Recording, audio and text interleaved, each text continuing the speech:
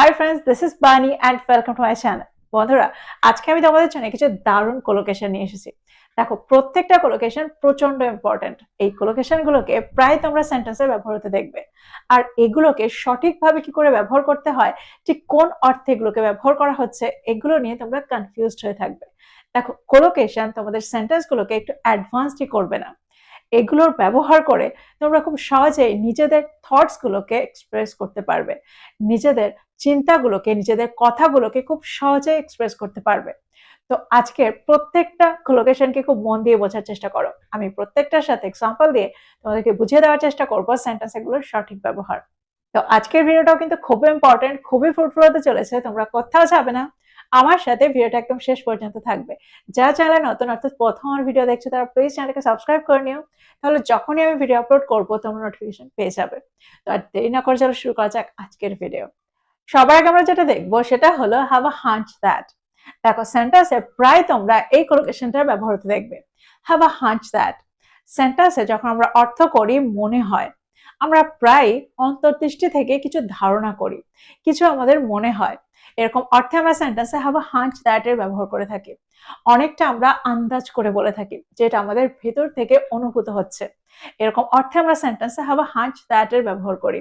Example দেখো, সেন্টেন্সে আমরা এই কোলোকেশনটাকে কি করে ব্যবহার করছি। আমার মনে হচ্ছে সে কিছু লুকাচ্ছে। I have a hunch that he is hiding something. I have a hunch that he is hiding something. একটা এক্সাম্পল দেখো, যদি আমি বলি আমার মনে হচ্ছে আমাদের আবার দেখা হবে, আমরা প্রায় এই ধরনের সেন্টেন্স বলে থাকি। দ্যাট মিনস আমার অন্তর্দৃষ্টি থেকে মনে হচ্ছে যে আমাদের আবার দেখা হবে। I have a hunch that we will meet again. I have a hunch that we will meet again. একটা এক্সাম্পল দেখো, যদি আমি বলি তাদের মনে হয়েছিল যে ফলাফলটা সবাইকে অবাক করে দেবে। They had a hunch that the result would surprise everyone. They had a hunch that the result would surprise everyone. তো তোমরা বুঝতে পারছো সেন্টেন্সে আমরা হ্যাভ আ হাঞ্চকে কোন অর্থে ব্যবহার করছি। সেন্টেন্সটা যখন পাস্ট টেন্সে থাকছে তখন আমরা হ্যাভ এর জায়গায় হ্যাড এর ব্যবহার করছি, হ্যাভ আ হাঞ্চের জায়গায় হ্যাড আ হাঞ্চের ব্যবহার করছি। তো আমার মনে হয় খুব সহজেই তোমরা এখন সেন্টেন্সে এই কোলোকেশনটাকে ব্যবহার করতে পারবে। এবার আমরা দেখবো এর পরেরটা। প্রায় সেন্টেন্স আমরা ব্যবহার হতে শুনি I am at my wits end. He is at his winds end. He was at his winds end. সেন্টেন্সে আমরা ঠিক কোন অর্থে এই কোলোকেশনটাকে ব্যবহার করে থাকি। দেখো, এর অর্থ হলো completely confused, completely frustrated. when my intelligence has reached its limit, তখন আমরা সেন্টেন্সে এই ফ্রেজটা ব্যবহার করে থাকি। দেখো, এর বাংলা অর্থ হলো পুরোপুরি দিশেহারা। দ্যাট মিনস যখন আমরা অর্থ করব আমি পুরোপুরি দিশেহারা হয়ে গেছি, এই সমস্যাটায় আমি পুরোপুরি দিশেহারা, তখন আমরা সেন্টেন্সে এই কোলোকেশনটা ব্যবহার করতে পারি, স্ট্রাকচারটা ব্যবহার করতে পারি। এক্সাম্পল দেখো, যদি আমি বলি আমি এই সমস্যাটায় পুরোপুরি দিশেহারা। I'm at my wit's end with this problem. I'm at my wit's end with this problem. একটা এক্সাম্পল দেখো, যদি আমি বলি কি সিদ্ধান্ত নেবে বুঝতে না পেরে তারা দিশেহারা হয়ে পড়েছিল।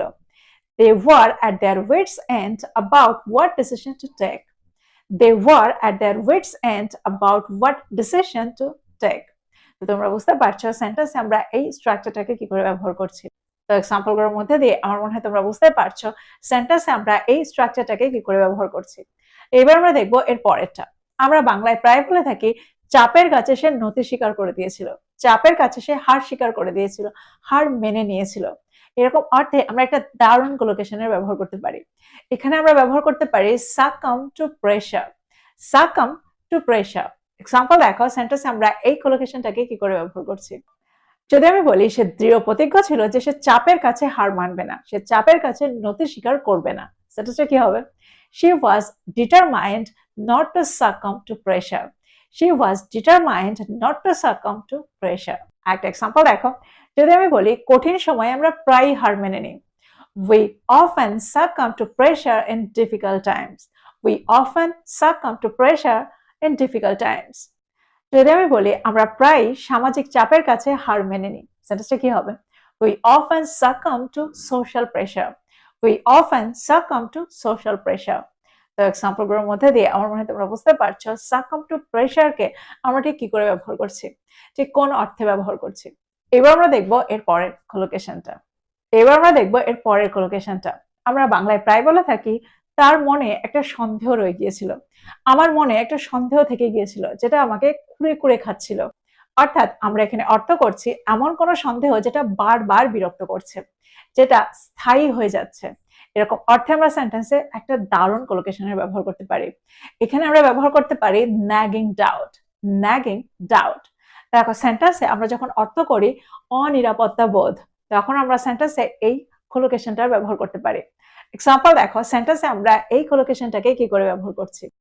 যদি আমি বলি একটা কুড়ে কুড়ে খাওয়ার সন্দেহ তার মনে থেকে গিয়েছিল, তার মনে রয়ে গিয়েছিল। A nagging doubt remained in her mind. A nagging doubt remained in her mind. দেখো আমরা সব সময় কোলোকেশন গুলো বা কোনো স্ট্রাকচার বা কোনো ফ্রেজের সঠিক বাংলা অর্থ করতে পারি না, কিন্তু এরকম অর্থেই আমরা এই কোলোকেশনটাকে ব্যবহার করে থাকি। দেখো আমরা সমস্ত সেন্টেন্স বাংলা থেকে ইংলিশ বা ইংলিশ থেকে বাংলায় ট্রান্সলেট করতে পারি না। আমরা অনেক সময় আটকে যাই, আমরা অনেক সময় ওয়ার্ড খুঁজে পাই না। তো এই কোলোকেশনটাকে আমরা ঠিক এরকম অর্থেই ব্যবহার করে থাকি। যখন আমাদের মনে এমন কোনো সন্দেহ থাকে যে সন্দেহটা আমাদেরকে কুড়ে কুড়ে খায়, তখন আমরা সেন্টেন্সে nagging doubt এর ব্যবহার করে থাকি। A nagging doubt, a nagging doubt disturbed me a lot. একটা এক্সাম্পল দেখো, যদি আমি বলি সাফল্য সত্ত্বেও একটা কুড়ে কুড়ে খাওয়ার সন্দেহ তাকে বিরক্ত করেছিল। দেখো এখানে আমরা অর্থ করতে পারি একটা অনিরাপত্তা বোধ তাকে বিরক্ত করেছিল। সেন্টেন্সটা কি হবে? Despite the success, a nagging doubt troubled him. Despite the success, a nagging doubt troubled him. তোমরা বুঝতে পারছো সেন্টেন্সে আমরা nagging doubt কে ঠিক কিভাবে ব্যবহার করছি। এবার আমরা দেখবো এর পরের কোলোকেশনটা।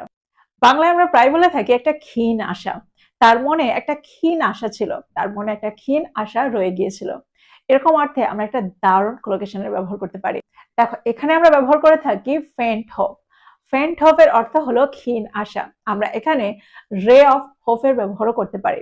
সেন্টেন্স দেখো, সেন্টেন্সে আমরা এই কোলোকেশনটাকে কি করে ব্যবহার করছি। যদি আমি বলি তার হৃদয়ে তখনও একটা ক্ষীণ আশা ছিল, একটা ক্ষীণ আশা রয়ে গিয়েছিল, সেন্টেন্সটা কি হবে? There was still a faint hope in her heart. There was still a faint hope in her heart. তো আমার মনে হয় তোমরা বুঝতে পারছো সেন্টেন্সে এখানে আমরা ফেন্ট হোপকে কি করে ব্যবহার করলাম। এখানে আমরা বলতে পারি there was still a ray of hope in her heart. Both are correct. যদি আমি বলি ব্যর্থতার পরেও একটা ক্ষীণ আশা রয়ে গিয়েছিল। Despite the failure, a faint hope remained. Despite the failure, a faint hope remained. যদি আমি বলি নিরাশার মাঝেও নিরাশার মধ্যেও সে একটা ক্ষীণ আশা খুঁজে পেয়েছিল। Even in despair, she found a faint hope. Even in despair, she found a faint hope. তো আমার মনে হয় তোমরা বুঝতে পারছো সেন্টেন্সে আমরা এই কোলোকেশনটাকে কি করে ব্যবহার করছি। খুব সহজেই আমরা সেন্টেন্সে ফেন্ট হোপ এর ব্যবহার করে থাকি। প্রায় সেন্টেন্সে তোমরা এই কোলোকেশনটার ব্যবহার হতে দেখবে। এবার আমরা দেখবো এর পরেরটা। আমরা বাংলায় প্রায় বলে থাকি তার মনে একটা গভীর ক্ষোভ থেকে গিয়েছিল, তার মনে একটা গভীর ক্ষোভ রয়েছে। দ্যাট মিনস অনেক দিনের জমে থাকা একটা তিক্ততা। এরকম অর্থে আমরা সেন্টেন্স একটা দারুণ কোলোকেশনের ব্যবহার করতে পারি। এখানে আমরা ব্যবহার করে থাকি deep rooted resentment, deep rooted resentment. Sentence দেখো, সেন্টেন্সে আমরা এই কোলোকেশনটাকে ঠিক কিভাবে ব্যবহার করছি। যদি আমি বলি গভীর ক্ষোভ সম্পর্ক নষ্ট করতে পারে, deep rooted resentment can destroy relationships. Deep rooted resentment can destroy relationship. একটা এক্সাম্পল দেখো, যদি আমি বলি বছরের পর বছর অবহেলা তার মনে একটা গভীর ক্ষোভ সৃষ্টি করেছিল, সেন্টেন্সটা কি হবে? Years of neglect created a deep rooted resentment in her heart. Years of neglect created a deep rooted resentment in her heart. একটা এক্সাম্পল দেখো, যদি আমি বলি সময়ের সঙ্গে সঙ্গে তার গভীর ক্ষোভ আরো শক্তিশালী হয়ে উঠেছিল, সেন্টেন্সটা কি হবে? His deep-rooted resentment grew stronger over time. His deep-rooted resentment grew stronger over time. তো এক্সাম্পলগুলোর মধ্যে দিয়ে আমার মনে হয় তোমরা বুঝতে পারছো সেন্টেন্সে আমরা এই কোলোকেশনটাকে কি করে ব্যবহার করছি। এবার আমরা দেখবো এর পরের কোলোকেশনটা। বাংলায় আমরা প্রায় বলে থাকি তার মনে একটা চাপা রাগ ছিল, তার মনে একটা চাপা রাগ তৈরি হয়েছিল। চাপা রাগ এরকম অর্থে আমরা সেন্টেন্সে একটা দারুণ কোলোকেশনের ব্যবহার করতে পারি।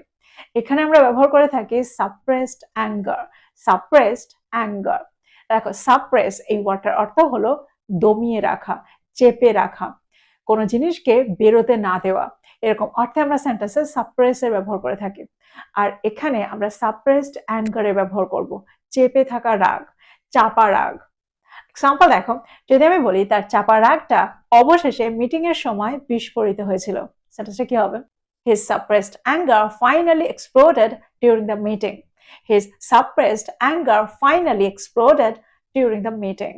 বছরের পর বছর চাপা রাগ তাদের সম্পর্কটা নষ্ট করে দিয়েছিল। Years of suppressed anger damaged their relationship. Years of suppressed anger damaged their relationship. তোমরা বুঝতে পারছো সেন্টেন্সে আমরা সাপ্রেসড অ্যাঙ্গারকে ঠিক কোন অর্থে ব্যবহার করছি। খুব সহজে আমরা এই কোলোকেশনটাকেও সেন্টেন্সে ব্যবহার করতে পারি। আমার মনে হয় প্রত্যেকটা কোলোকেশনকেই তোমরা বুঝতে পারলে। প্রত্যেকটা কোলোকেশন কিন্তু প্রচন্ড ইম্পর্টেন্ট। প্রায় সেন্টেন্সে আমরা এগুলোকে ব্যবহার হতে দেখি। এগুলোর ব্যবহার সঠিকভাবে না জানলে তোমরা সেন্টেন্সে অর্থটাই বুঝতে পারবে না। কেউ যখন সামনে কথা বলবে তার অর্থই বুঝতে পারবে না আর তার উত্তরও দিতে পারবে না। তাই প্রত্যেকটা কোলোকেশনকে নোট ডাউন করো আর এগুলো দিয়ে প্রচুর সেন্টেন্স তৈরি করো আর সেগুলোকে প্রতিদিনের কনভারসেশনে ইনক্লুড করো। আর ভিডিওটা ভালো লাগলে লাইক করতে ভুলে যেও না, বন্ধুদেরকে শেয়ার করো যারা ইংরেজি শিখছে। So this is all about today. I will be back with another video. Till then, take care. Thank you for watching this video. Bye bye.